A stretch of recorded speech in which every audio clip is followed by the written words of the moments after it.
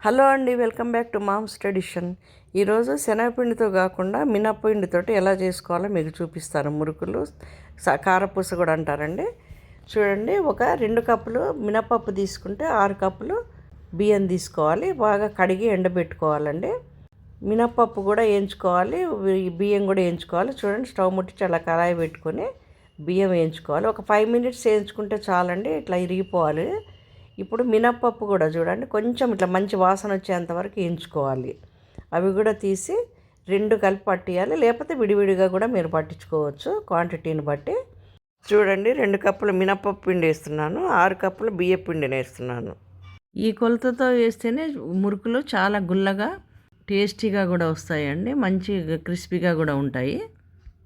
అందుకని సమానంగా వేసుకోవాలి. సమాన కొలతలతో వేస్తేనే చాలా టేస్టీగా ఉంటుంది. ఆ పిండిలోనే నెయ్యి వేసుకోవాలండి. ఒక 2 స్పూన్స్ నెయ్యి వేసుకోవాలి. వెన్న కూడా వేసుకోవచ్చు, ఆయిల్ కూడా వేసుకోవచ్చు, ఇష్టం మీకు ఏది కావాలంటే అది వేసుకోవచ్చు. 1/2 స్పూన్ ఏమో ఇంగు వేసానండి, ఒక 1 స్పూను జీలకర్ర వేసాను, 2-3 స్పూన్స్ నువ్వులు వేసుకున్నాను. ఇప్పుడు అన్నీ కలుపుకోవాలి చిన్న స్పూన్తో. ఇప్పుడు అందులోనే కారం వేసుకోవాలండి. ఒక 4-5 స్పూన్స్ కారం వేసుకోవాలి. మీ టేస్ట్ని బట్టి మీరు కారం వేసుకోండి, ఎక్కువ కావాలంటే కూడా ఎక్కువ వేసుకోవచ్చు.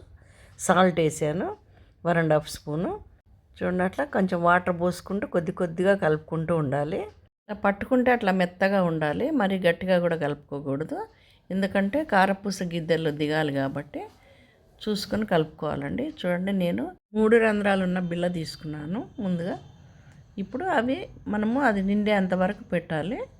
పెట్టిన తర్వాత మళ్ళీ ఒక తడి బట్ట పెట్టి అది మూసివేయాలండి, గట్టిగా కాకూడదు ఆ పిండి. స్టవ్ ముట్టించి కడాయి పెట్టుకోవాలి, ఆయిల్ పోసుకోవాలి సరిపడినంత. ఆయిల్ పోసుకున్న తర్వాత అది మీడియం వేడి రావాలండి. ఆయిల్ ఎక్కువ వేడైందంటే మాడిపోతాయి తొందరగా, అందుకని మీడియం వేడి మీద అయితేనే లోపల కూడా మనం వేసుకున్న కారపూస కానీ మురుకులు కానీ ఉడికిపోతాయి. మనం చేసి పెట్టుకున్నాం కదండి కవర్ మీద, అవి ఆయిల్లో ఎంతవరకు సరిపోతాయి అంతవరకే వేసుకోవాలి. తక్కిని మళ్ళీ ఇంకో ట్రిప్లో వేసుకోవాలి. మీకు కవర్ మీద కూడా ఈజీగా ఉంటే అట్లానే వేసుకోండి, లేదంటే డైరెక్ట్గా కూడా ఒత్తుకోవచ్చు. నేను కొన్ని కవర్ మీద వేసాను, కొన్ని ఏమో డైరెక్ట్గా ఒత్తేసుకున్నానండి. ఇవి చాలా టేస్టీగా ఉంటాయి. ఇలానే గోల్డెన్ కలర్ వచ్చిన తర్వాత తీసేసేయాలండి ఆయిల్ నుంచి. ఇవాళకి ఇంతేనండి. షేర్ చేయండి, సబ్స్క్రైబ్ చేయండి, లైక్ చేయండి.